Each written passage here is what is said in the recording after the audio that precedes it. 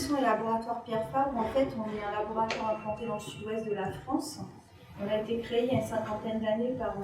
Pierre Fabre. Et la particularité de cette entreprise, c'est que notre fondateur nous a quittés il y a 2 ans et qu'il a fait un legs universel à une fondation d'utilité publique, donc la fondation Pierre Fabre. Ce qui veut dire concrètement qu'aujourd'hui, en fait, quand l'entreprise dégage des bénéfices, 80% sont réinvestis en recherche et développement et dans les outils industriels, et les 20% restants, qui sont les dividendes, en fait, sont reversés à cette fondation et aux salariés qui sont actionnaires. Nous, la dernière action, je trouve, qui caractérise bien l'entreprise, c'est un projet en fait de chaudière biomasse et qui est un peu particulier, puisque en fait nos produits, que ce soit aussi bien en dermocosmétique que nos produits médicaments, pour beaucoup en fait ont des actifs végétaux. C'est à peu près 40% du chiffre d'affaires qui repose sur des produits dont l'actif sont des végétaux. Et pour 3 d'entre eux, en fait, un médicament en urologie dans lequel on se sert du Sérénoir épice, qui est un palmier de Floride, un anticancéreux dans lequel il y a de la pervenche tropicale qui vient pour grande partie de Madagascar. Et le 3e, c'est une plante qui s'appelle Avoine realba, qui pousse dans le sud-ouest de la France, sur nos terres agricoles, puisqu'on est aussi agriculteurs.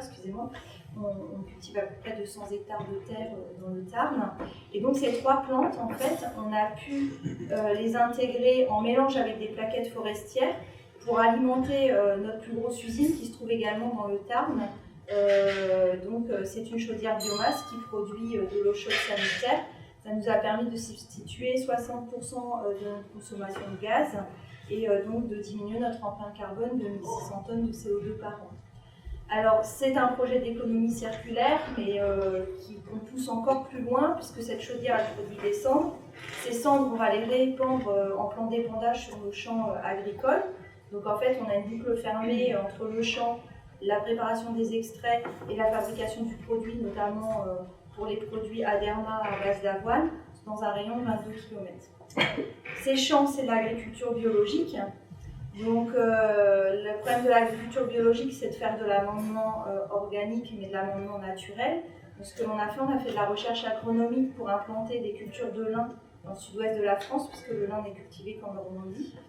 Et ces cultures de lin, en alternance sur nos champs, permettent d'augmenter les rendements agricoles. Et comme on est chez Pierre Fabre et qu'on cultive une plante, on a fait une gamme capillaire à base de lin. Et le lin, on utilise les graines. Il nous reste les tiges, et avec les tiges, on peut faire de l'isolant pour les maisons. Donc, c'est notre dernier projet d'économie circulaire.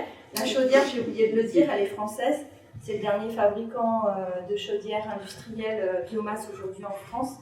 Et ce projet, en fait, ce qu'il illustre, c'est à la fois cette recherche agronomique, cette recherche aussi d'avoir des produits qui répondent à des besoins, que ce soit des produits médicaments, dermocosmétiques, mais aussi comment on va rechercher une autre utilité et rendre des services au-delà du produit lui-même. Bravo, c'est impressionnant.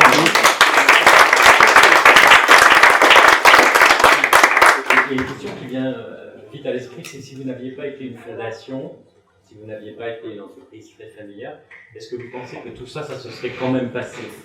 Les mots à la mode, c'est l'économie circulaire, développement durable. Mais je pense que tout simplement, pour moi, c'est des visions de long terme, surtout. Et c'est beaucoup de logique et beaucoup de cohérence.